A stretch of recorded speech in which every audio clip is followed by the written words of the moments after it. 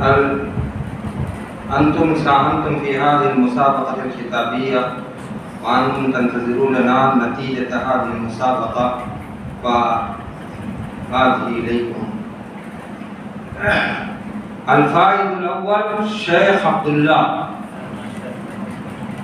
والفائز الثاني عمر الفاروق، والفائز الثالث محمد سهيل.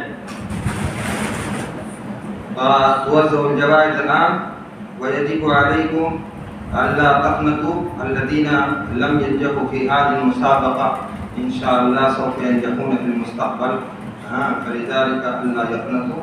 الشيخ عبد الله.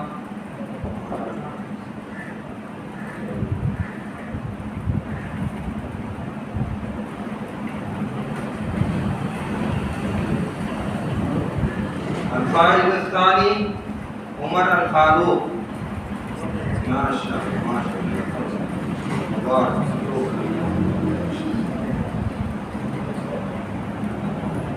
والفائز الثالث محمد سهيل. أين محمد سهيل؟ سهيل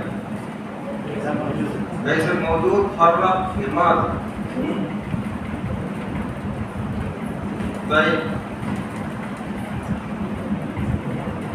هذه الجائزة إن شاء الله تكون محفوظة عند أمين الخطاب وعند أمين الخطاب. أعلن بانتهاء الحفلة. السلام عليكم ورحمة الله وبركاته.